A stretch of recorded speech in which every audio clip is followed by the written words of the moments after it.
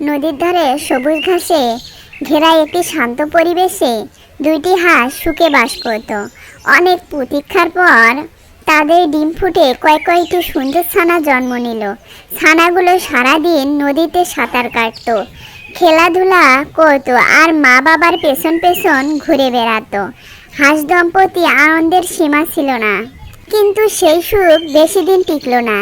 একদিন সন্ধ্যাবেলায় মা হাঁস খাবার খুঁজতে একটু দূরে গেল। গোপনে এক চালাক শিয়াল নদীর ধারে আসে। সুযোগ বুঝে সে নিরীহ হাঁসের ছানাগুলো ধরে নিয়ে যায়।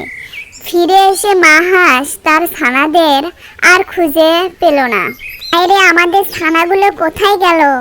আমি তো ওদের এখানেই রেখে গিয়েছিলাম।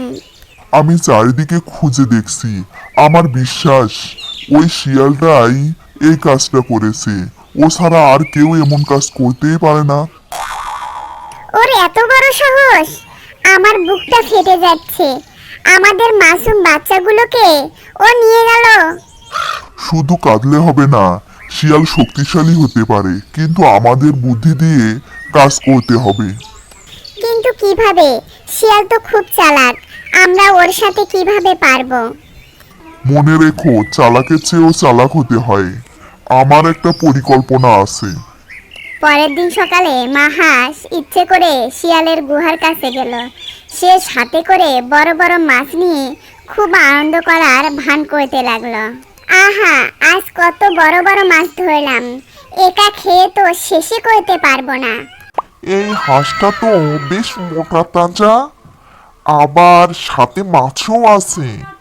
আজ তো রাজকীয় ভোজ হবে, একেই আগে ধরি। শিয়াল হাঁসের পিছু নিলে মা হাঁস কৌশলে তাকে গুহা থেকে অনেক দূরে নিয়ে যায়।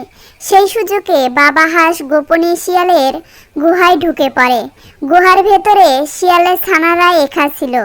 হাঁস দম্পতি তাকে ধরে নিয়ে আসে। কিছুক্ষণের মধ্যেই শিয়াল ফিরে আসে। নিজের ছানাদের না দেখে সে হাহাকার শুরু করে। তখন এই হাঁস দম্পতি তার সামনে এসে দাঁড়ায়। কাঁদছো কেন শিয়াল ভাই? আজ কি তোমারও খুব কষ্ট হচ্ছে? যেমন তুমি আমাদের ছানাদের কেড়ে নিয়েছিলে, আজ তোমাকেও সেই একই যন্ত্রণা অনুভব করতে হচ্ছে। আমরা আমাদের ছানাদের ফিরে পাবো না ঠিকই, কিন্তু তোমাকে বুঝিয়ে দিলাম সন্তান হারানোর ব্যথা কেমন। শিয়াল নিজের ভুল বুঝতে পারে, কিন্তু তখন আর কিছুই করার ছিল না। হাঁস দম্পতি তাদের প্রতিশোধ পূর্ণ করে নদীর ধারে ফিরে আসে। যদিও তাদের কষ্ট কমেনি, তবে মনে শান্তি ছিল যে অন্যায়ের বিচার হয়েছে।